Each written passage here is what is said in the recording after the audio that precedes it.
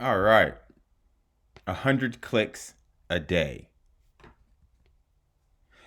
How much money do you need a month to live your dream? Monthly numbers need to achieve to maintain 20,000 a month to compensate for churn, right? So we're basing this off of $20,000 a month. Now, of course, if you want millions of dollars a month, just, you know, add more numbers, add more zeros. If you just want $2,000 a month, then subtract a zero. Does that make sense? Like, this is just a baseline. All right, let's get into it. All right, for how much money you need, well, here we go. So how much money a month do you to live your dream? 20,000 a month is a good goal to achieve this. We need to follow this formula, right? You follow this formula, this equals 20,000 a month. Again, like I just said, if you want more, then you need more. If 20,000 is not your dream and you could do fine with 2,000, then just move around and mix the numbers how you see fit for yourself, right? But 20,000 is a good number just because it makes everything easy on the math over here. All right, let's go. So your continuity, if you remember from the past chapter what continuity is, right? Your membership is $10,000 a month. So how do you do this? Selling a membership for $50 a month. All you need is 200 members to equal to $10,000 at $50 a month, right? So with that, now we know 200 is a lot. So in order to do this, it's not necessarily you're going to start off with $20,000 a month, right? So, if you get 5 members your first month, that's great. If you get 10 members your first month, that's even, whatever. It's to get up to $200 a month and maintain the $200 a month, right? This is what we talk about churn, which we're going to be going over in just a second. All right, your back end. Now we've talked about amateurs focus on what? Yes, amateurs focus on the front end, right? While professionals focus on the back end. Now, through the value ladder, we have discussed this in depth, how the back end, you want to have a high ticket item, right? So, again, on the value ladder, it takes a minute to get to the highest, the pinnacle of your value ladder. So it's going to take a minute. So through this, you're going to have a lot of different, steps. But to make numbers easy, right? You have a high ticket item for, let's say, $5,000, which is your mastermind, right? Yeah, and you only need to sell 2 of those a month, right? And there you go. So what if you have a couple, like a monthly or a weekly little chat, right? I'm just brainstorming here. If you have a weekly chat where you're charging $1,000 for 3 months, right? You get your people in, right? That's not the whole 5,000. It's cheaper, so we're building our value for the price, right? And then you can offer those people 5,000. Now, when I say this, let's not forget the same thing with continuity. These numbers are for simplicity, right? For simplicity, right? So I don't want you to think, oh, I'm just gonna go out there and automatically sell a $50 a monthly membership, and I have no idea what I'm doing. What are you gonna sell it on? Nothing. Well, that's a recipe for a disaster, right? So get used to this. Understand what you're doing. Understand your business completely. Have some sales under your belt with the back end. Don't start off with a $10,000 product or a $5,000 product if no one knows who you are, right? That's the whole essence of the value ladder, right? Again, this is for easy numbers. It's realistic, but it's not realistic to start off selling a $50 a month program unless, man, it's really good and you've put in a lot of work behind it, and selling a $5,000 product. Now, if you've already have a lot of success behind you, your product is worth that much, then go ahead. But remember the value ladder. All right, membership. Assuming you have a 25% churn rate. What is churn? Churn means that people are leaving. So let's say you have a 25% out of 200. So every month, and this is what I mean, right? If your price point's at $50, your churn rate might be pretty high. I don't know what you're selling, so I can't tell you it's going to be high. I can't tell you it's going to be low. These numbers are all different for every business and every individual person, right? So this is just a basic, simple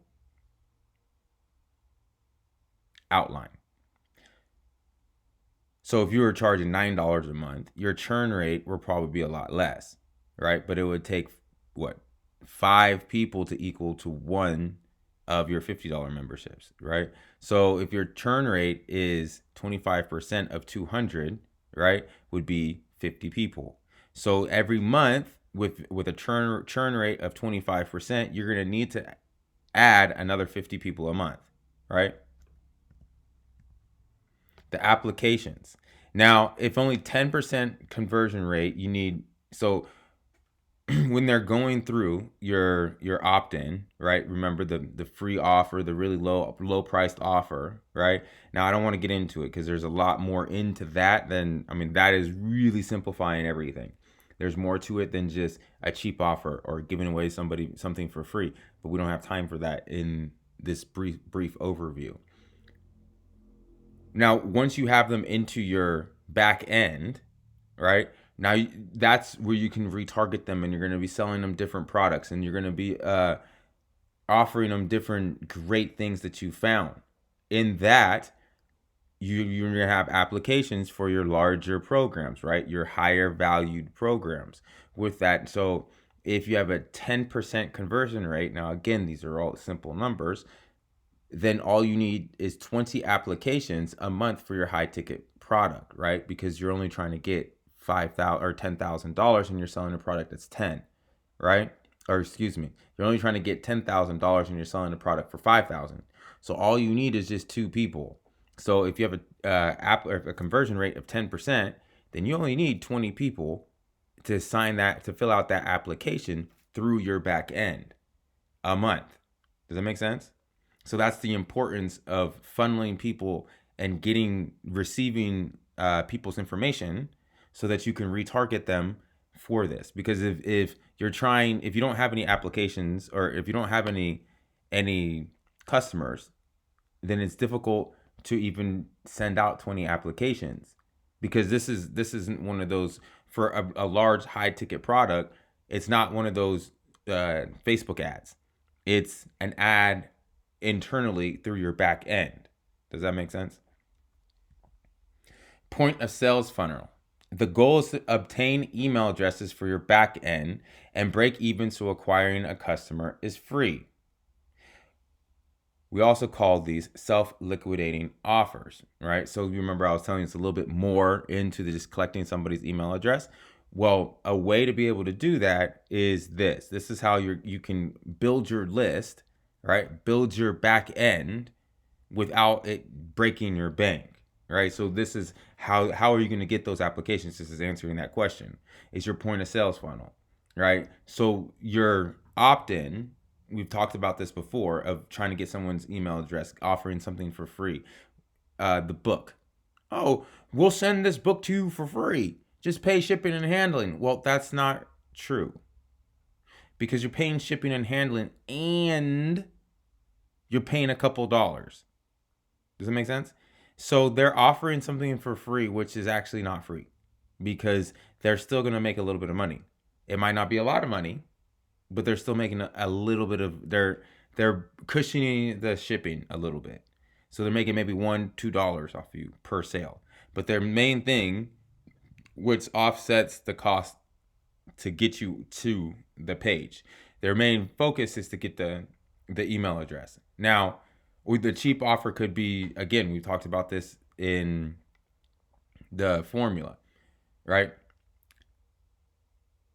The cheap offer can be a book, can be a PDF, can be access to this, access to that. Be creative. Now, once they give you your email address, the second thing that you're trying to do is you're trying to upsell them, right? A one-time offer, right? Remember we talked about this with McDonald's, how once you get your burger, or, I want a number 6. Well, would you like fries with that? That's your one-time offer, right? Would you like to increase your order, right? Now, if you're like, nah, I'm all right, then they might downsell you, right? So if the upsell might be today we have this great promotion. It's a new sandwich, right? And you're like, no, thank you. Well, would you like fries? That would be the downsell. So whatever the upsell is more expensive than the downsell. Now, let's go through a sequence real quick. We'll go through the McDonald's and then catch and see which one is the upsell and which is one is the downsell. I just showed you, but I'm going to do it in more fluid motion now. You pull around, you say, can I get a Big Mac? And they're like, would you like the meal to get fries and a drink? Okay. Would you like to increase the size? Nah, I'm fine with normal. Would you like an apple pie today? All right, let's go through the sequence. I went in here to get a sandwich, to get the Big Mac. I didn't want anything else. I just wanted a Big Mac. But then they upsold me to fries and a drink, right? And I said, yeah, why not? But then they tried to upsell me again with the size. Would you like to increase your size? And I said no. But then immediately their down sale was, would you like an apple pie with that? Right? They threw me all. It's still food, but they threw me all the way off because they basically beat a dead horse on the drink and the French fries. So they know there's nothing else they can offer me there. So they offered me something else that's on their menu that, there's a high probability I might want. Maybe it's cookies, right? Maybe, a hot apple pie if it's cold outside, or if it's around the holidays, if they, throw a down sale of hot apple pie, the probability is that you might want it, right? So that's why they do it. It's a down sale. Traffic. Now, traffic's always fun. We're going to go more into the types of traffic in a different chapter, but let's briefly kind of go over traffic. Your clicks, your buyers. Remember this. 100 clicks a day is 3,000 a month. All right, let's start with the clicks. Let's assume we have a conversion rate of 6%. This gives us 180 buyers a month, right? So remember 100 clicks a day, right? We're still on the 100 clicks a day, right? We haven't deviated from the chapter, the title of the chapter, right? So that's where we're getting 180 buyers a month, a 6% conversion of 3,000, right? Now our buyers, with this 180 buyers of our SLO, right? Let's go back. SLO, self-liquidating offer, right? 30% of the buyers sign up to be a member. This gives us 54 new members, 4 above our 50 a month target, right? So remember, we're trying to get, it just says it right there. So on the 180 buyers, we need 20% of those, 11% of them to apply for our high ticket offer. Of those 20 applications, we need to sell just 2 or 10%. Does that make sense? How we're getting from 100 clicks a day, we get 3,000 clicks a month. Now, right here, 3,000 clicks a month was 100 clicks a day, 6% conversion rate. Now, that could be a very high conversion rate, could be a very low conversion rate, depending on what type of traffic you're bringing, depending on whether you were throwing your bait in the right pond. We discussed that in the previous chapter. There's a lot that goes into this, right? Depending on how much energy, where is your traffic coming from?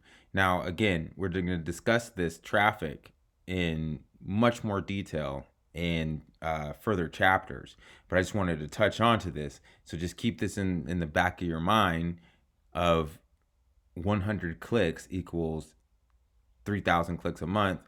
And this is where we're getting our numbers off. So 6% conversion rate of 100 or 3,000 people, 180 buyers a month. All right. With that 180, we need 30% of them to buy that upsale, right? Well, the self-liquidating offer, right? Now, again, it all depends on how you did it. Now, we discussed this with the McDonald's. We went through a scenario.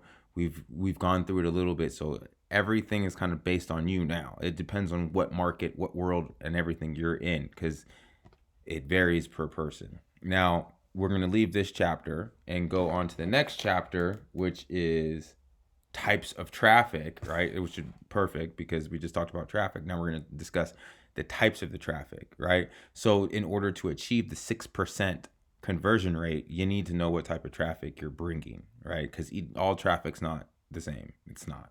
So remember this: 100 clicks a day, 3,000 clicks a month, get your $20,000. We went through it. I hope it made sense. And again, if you want more, change the numbers. If you want less, change the numbers. Have a great one. See you in the next chapter where we discuss